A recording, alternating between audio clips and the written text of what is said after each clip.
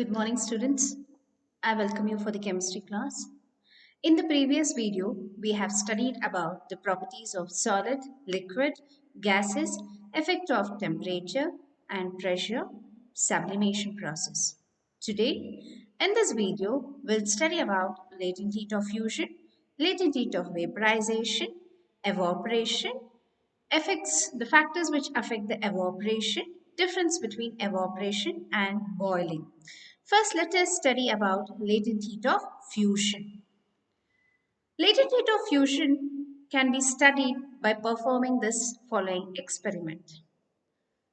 Take crushed ice in a beaker, suspend a thermometer, place the entire setup on the tripod stand and supply heat.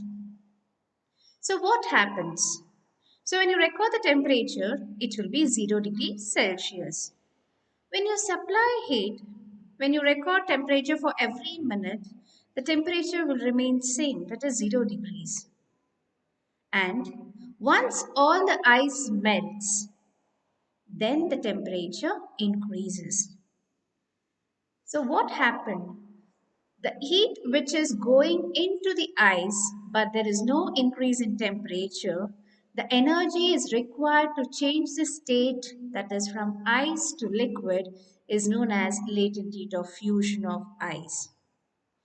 So latent heat of fusion of ice or a solid, it's a quantity of heat in joules required to convert 1 kg of ice, that is solid, without any change in temperature.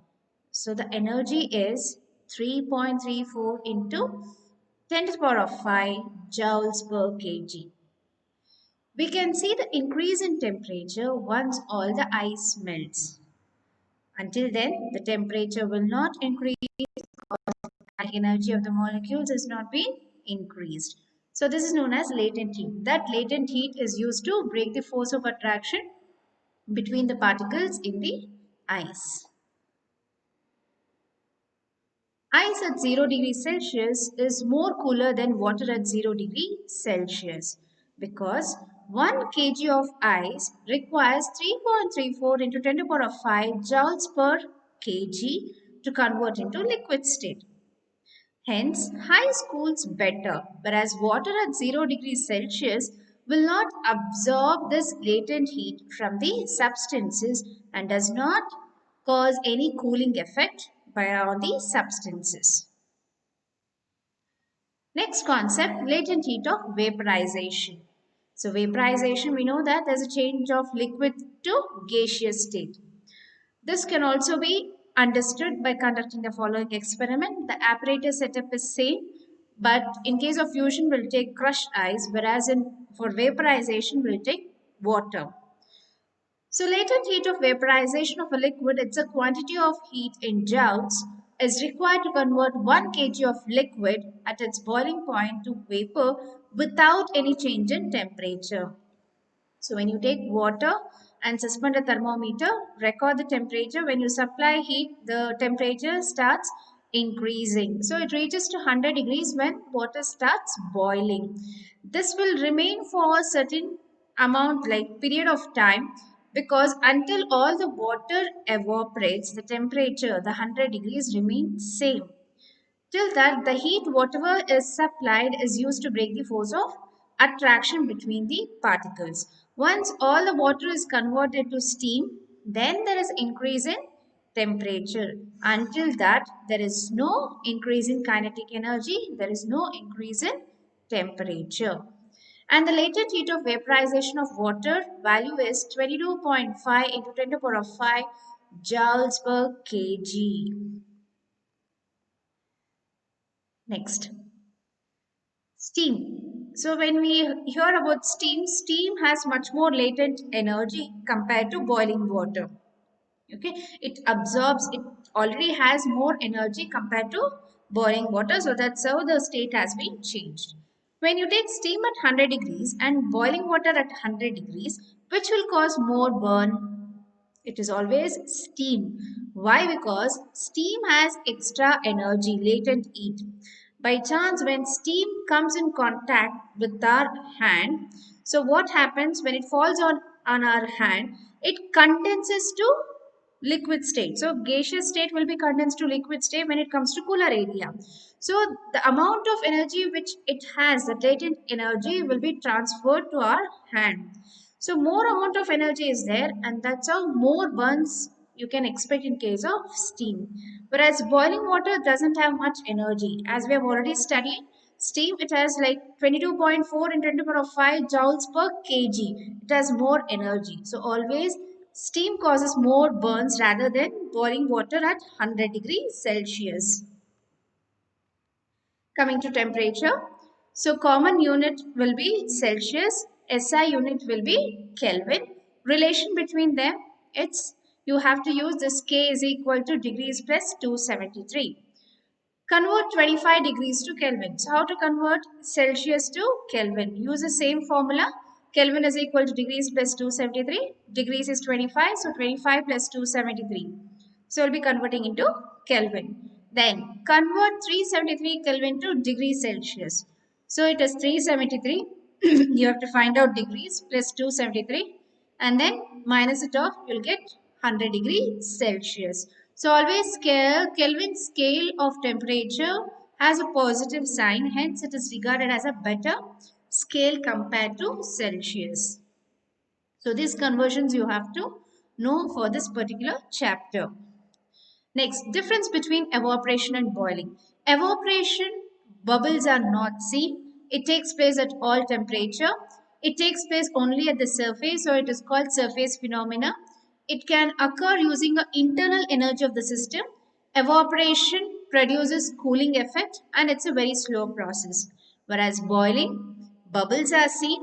Boiling occurs at a particular specific temperature. It like entire liquid boils, so it is called bulk phenomena and do requires an external source of heat.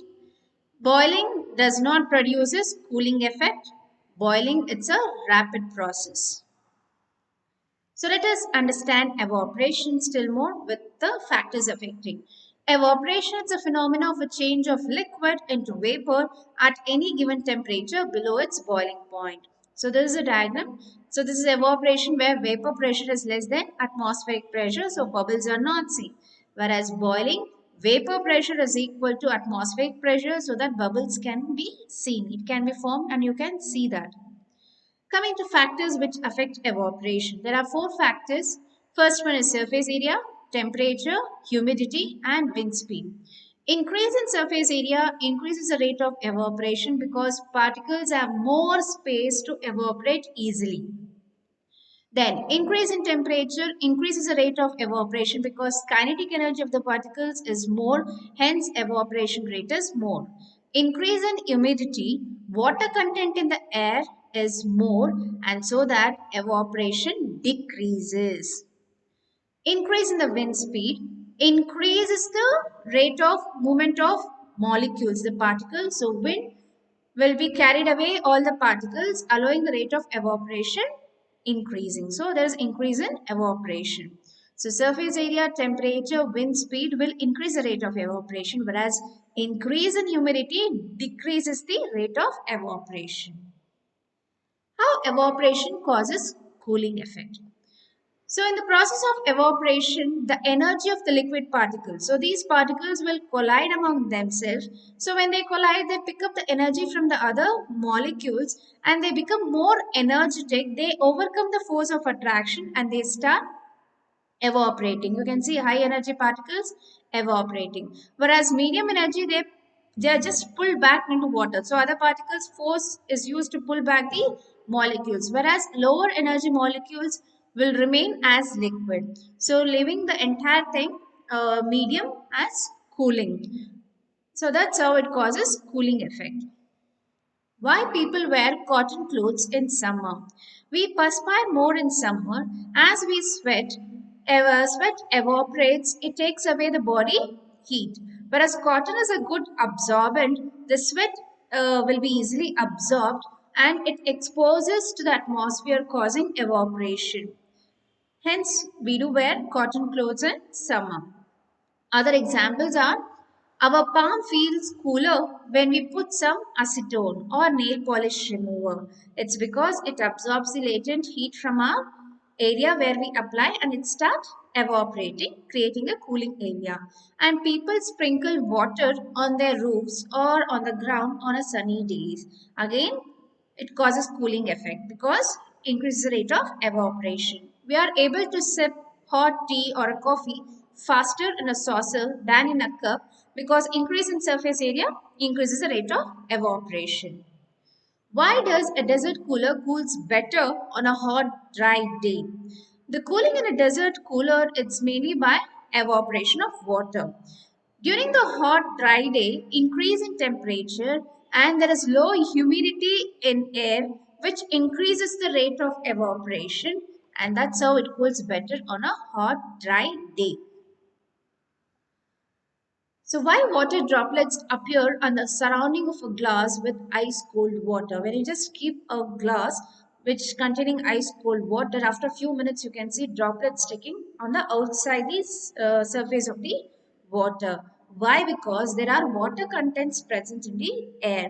So when they come in contact with the cold regions like come in contact with the walls of the glass which is having ice cold water, what happens, it starts condensing, so there's a change in state.